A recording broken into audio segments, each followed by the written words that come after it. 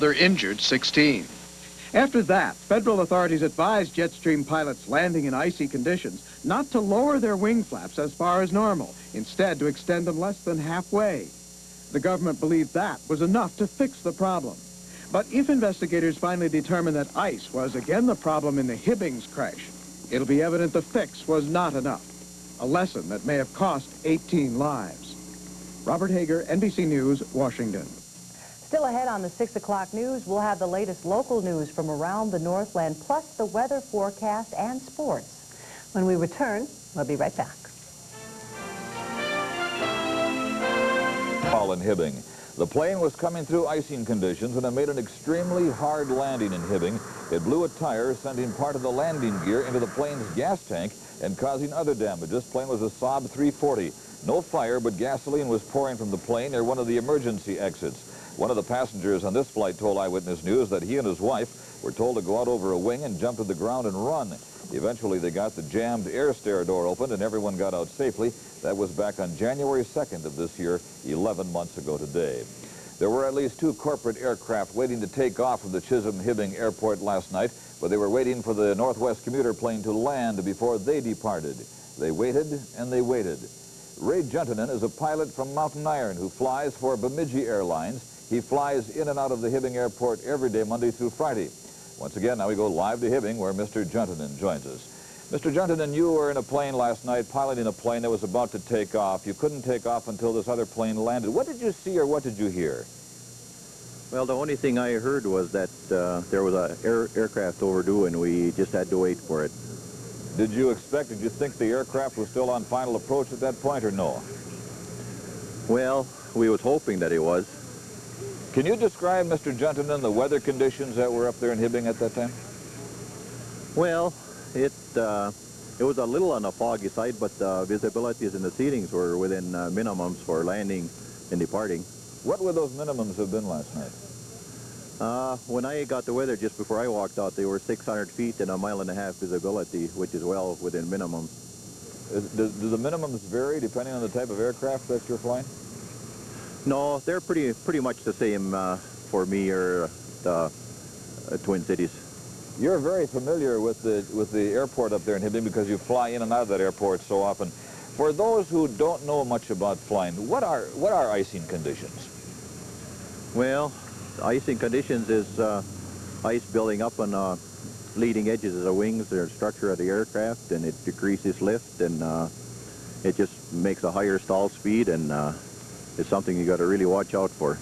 Is it very often, sir, that you've noticed any trouble on landing at that particular airport because of weather conditions? No, not very often. Probably a year ago when Saab 340 went, that was probably the worst of what I've seen. And now, Mr. Juntanen, you're going flying again tonight, is that correct? That's affirmed. Okay, and you're flying for Bemidji Airlines, I believe. That's affirmed. Okay, thank you very kindly.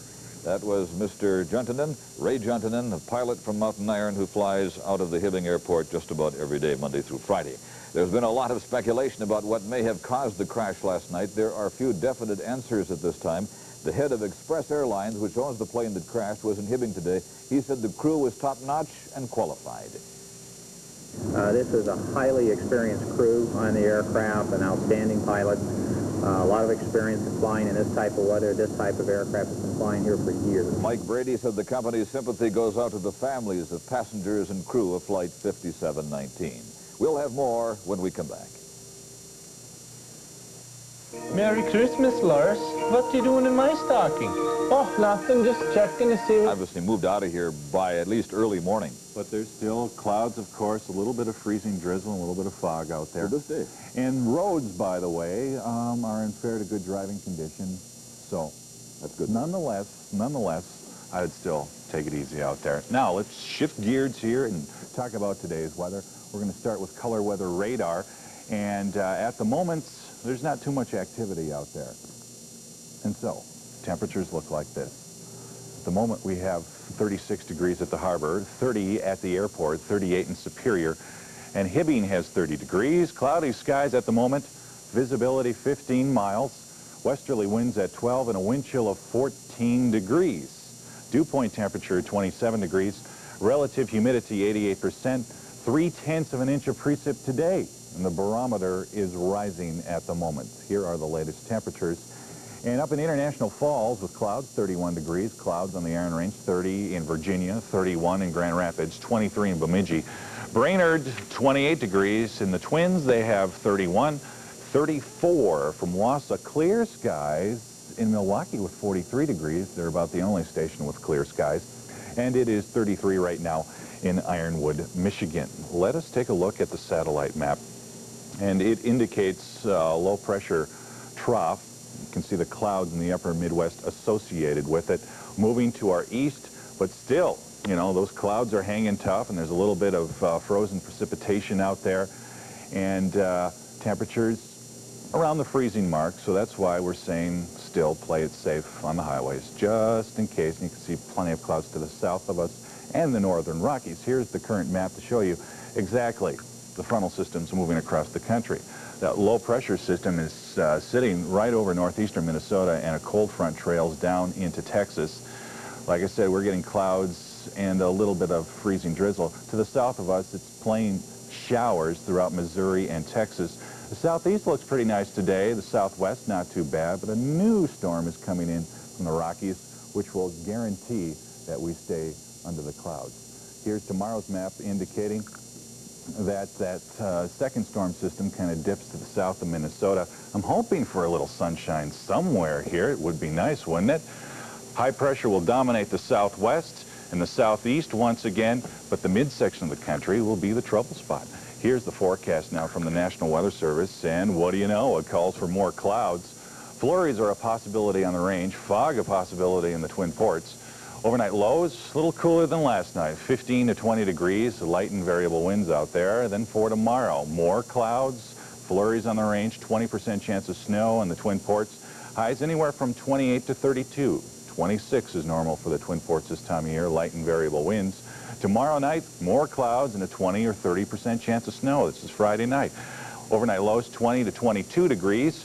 And for Saturday, clouds and a 20% chance of rain on the Iron Range with a high of 32. The rest of us should be around 35 degrees. The extended outlook calls for a chance of snow Sunday and Monday and Tuesday. A little temperature drop there, and overnight lows will be in the teens. We are moving into winter, and that means we're going to see very little sunshine for a while. That's true. We'll be right back. This is in Minneapolis, killing 10 passengers, the crew of 3, and 2 children in the house. That was 15 dead. Last night's crash, 18 dead. 16 of them passengers and the crew of 2. Now, we do know that 13 of the 18 dead have been identified. 5 of the victims are from the city of Hibbing. We do have several from Canada. There are also 3 that are listed which hometowns are not yet known. The plane crash, as you can see now in this video, the plane is on its roof. No fire. There was no explosion when the plane went down. National Transportation Safety Board and others have just about removed all of the bodies from the wreckage now. They've been sent to a temporary morgue. Michael Brady, CEO and president of Express Airlines, which owned the plane, says the plane had taken on extra fuel in Minneapolis in case it had to be diverted because of bad weather. He said it was a smart move, and he says sometimes it's necessary to lighten... Everybody, and they're all talking about it today. Every place we went. Yeah. Grief counselors are also posted at the parish looking for people showing signs of distress. They are tending to isolate themselves. They are tending to want to run, to avoid being with other family members that they know are hurting, to wanting to be with other people but not to want to talk about what's happening. We're also going to have staff available at the local hospital, and where necessary, we have people prepared to go out and work with people in their homes. Dennis, after tonight's memorial service, friends and family gathered at the school next door. Their family members had the chance to talk to not only grief counselors and some clergy, but they also had a chance to talk to morticians and some Northwest officials who were there to answer any questions that the family members might have at this time. Colleen, you mentioned earlier on that this prayer service tonight, this ecumenical prayer service, was needed. More than 200 people. That's a very large turnout. A real large turnout, but Dennis, of course, Hibbing is a small community, only 18,000 people, and many of these folks really feel very close to these people. They worked with them, and they lived with them, and they wanted to pay their respects. So it was a lot of community sport coming out to this ecumenical service tonight. Knowing the people of Hibbing, knowing the people of the Iron Range and the caliber of folks they are, I suspect that this is not only a passing thing, that they're going to be keeping tabs on families of families of victims for some time to come up there. Is that what you're kind of getting? Is that what you're reading in the crowd?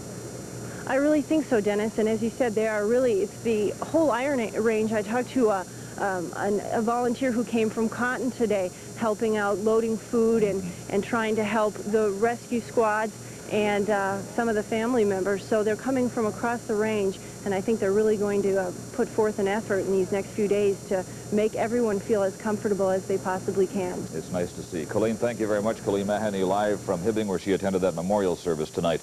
There's been a shortage of eyewitnesses to the crash. That's partly due to the location and partly due to the foggy, rainy weather conditions. But a few children say they saw what they think was the plane going down last night. Adam Colliard and 3 friends were outside sliding at the time of the crash, which happened less than a half-mile from their home. All of a sudden we see a little bit of light, then we saw a plane, and then we heard it actually, and then what happened was, then we heard a big bang. Just one bang. Yeah, and we heard the engines going on and off. You heard the engine going on and off? Yeah, like... That sound like? It sounded brrr, brrr, brrr. It did that twice and then it banged. Then my brother said, I think a plane crashed. And then about 2 seconds after that, we heard the noise. And then that's all. Adam's mother says usually her kids go sliding across the street in the park near where the plane went down, but the weather caused her to keep the kids closer to home last night. It was really foggy, it was raining, it was freezing rain. We were unable to see across the road to the hill and the iron ore dump. It was just really bad. Last night's crash was not the first incident involving a Northwest Airlink commuter plane in Hibbing. In fact, it was just 11 months ago today when a Northwest Saab 340 blew both tires on one of its landing gears during an extremely hard landing after passing through icing conditions. The landing gear, in fact, was pushed up into the plane, rupturing a gas tank, but there was no fire. A Hibbing passenger tells Eyewitness News that the landing was so hard it also jammed the air stair door to the plane, but they managed to get out through an emergency exit. No one was hurt, yet there had to be some extensive repairs to that airplane 11 months ago today. The type of plane that crashed last night in Hibbing is well known by federal officials. In fact, for some, it's become infamous. Government safety officials say commuter planes like the one that went down last evening should have new anti-icing devices. But the Northwest Airlink plane that crashed already had them. Last year, the National Transportation Safety Board said that the Jetstream 31 has a tendency to pitch downward if the tail flaps ice over and the pilot extends them too far. The manufacturers even offered to install the new devices at no charge to the aircraft owner. But again, the plane that went down in Hibbing last night did have the devices. Since 1987, there have been other crashes or problem landings involving the British aerospace Jetstream 31. For example, in March of 1992, both pilots of the Jetstream 31 died when they were practicing quick landings and takeoffs in Knoxville, Tennessee. Nearly 3 years ago, 16 people were hurt when the plane they were in crash-landed in West Virginia in an incident caused by icing. Another icing problem in December of '89. 6 people killed near Pasco, Washington. Crew members used credit cards to scrape ice from the plane. In November of 1988, a malfunction in a landing gear caused a Jetstream 31 to make a belly landing in Milwaukee. No one hurt in that crash. In February of the same year, 3 were killed when the plane crashed on a training flight near Springfield, Ohio. In May of '87, 11 passengers and 2 crew members escaped injury, but 2 others were seriously hurt when a Jetstream 31 crashed on takeoff from New Orleans International Airport. And then last night, 18 dead in a Jetstream 31 crash in Hibbing. We'll be back with more right after these. We're a bit apprehensive about flying today, but the airline industry says it's still the safest travel around. As travelers disembarked a Northwest Airlink plane this morning at Duluth's International Airport, many of them were thanking God they'd made it safely to the ground. Carol and Ted Sexton were on their way back from Hawaii and learned of the crash in Hibbing while changing planes in Minneapolis. From that moment, they were unsure about flying on a small plane. It was a little apprehensive. We always are every time, you know. You shouldn't be probably because it's safer than driving, but we were a little apprehensive, worried about icing the wings and whatever, but we were, on the other hand, we felt that they probably would have their safety precautions doubly in effect, so we, we just went ahead with it. In fact, the captain made an announcement. He said they'd had a lot of comments, and he told us that our safety was paramount and they would do everything they could. And we even debated taking a later flight. Well, even though some people are still afraid to fly in this snowy and icy weather, airlines officials say they take all the precautions they can to prevent accidents from happening. De-icing is just one of those safeguards, but that only gets rid of ice already on the plane. It doesn't prevent ice from forming. Dave Munt, a pilot at North Country Aviation, says even though larger planes are generally better equipped for handling icy weather, severe ice conditions can wreak havoc on any plane. From what I understand, the weather wasn't that terribly bad that they couldn't have flown in there. And the decision to fly into Hibbing last night, as in any other night, is made through a collective effort of meteorologists, air traffic controllers, mechanics, and many others. An airline industry spokesman says safety has always and will always come first. I think all the airlines have put the highest value on safety from the get-go. I mean, that's without that as the prime focus, the industry simply couldn't exist the way it is, and I don't think that will change regardless of what events may bring. In Duluth, I'm Julie Sorum for Eyewitness News. One Hibbing woman says she was saddened by the news of the crash, but she also says she was not surprised. She says she flew on the same aircraft for 2 years, making trips from Hibbing to Rochester. As Deborah Anderson reports, the woman says she quit taking the flights last July because she feared for her life. L'amour à l'amour. With Hollandaise. Redwood Falls. Tonight, top story. I was flabbergasted at the personal attack of his character. I found it very difficult to believe, knowing him not only as a father, but I had flown with him on several occasions and found him to be quite efficient. What caused December's deadly commuter plane crash in Hibbing? Ugly allegations are focused on the pilot of Northwest Airlines Flight 5719, and that is tonight's top story. Welcome, everyone, and thank you for joining us. 18 people perished when the commuter plane hit a hill in an abandoned mining dump about a mile from the Hibbing-Chisholm Airport. The accident happened December 1st. The flight originated in the Twin Cities and was scheduled to continue on to International Falls. This is what the crash scene looked like after the tragedy. The commuter plane clipped several trees, flipped over, and landed upside down. 1 day later, the wreckage was put on a trailer and towed to the Hibbing-Chisholm Airport, and that is where federal investigators could search for clues. And on December the 4th, the sad farewells began. Some people attended church services, others laid flowers at the crash site. And tonight, the National Transportation Safety Board is focusing its investigation on the captain of the plane, Marvin Fallitz of Burnsville. Co-pilots tell investigators of a captain who often intimidated colleagues and was rough on flight controls. But family and close friends are coming to his defense. It's ridiculous. I can't believe it. I know him all his life. How can anybody say anything about anything bad? Marvin Fallitz's parents in TAMARAC, Florida say it's unfair the NTSB is targeting their son. According to the report released today, Fallitz had a reputation for being meticulous with flight checklists, but intimidating and provocative with colleagues. And that on one flight, Fallitz repeatedly punched his co-pilot in the headset.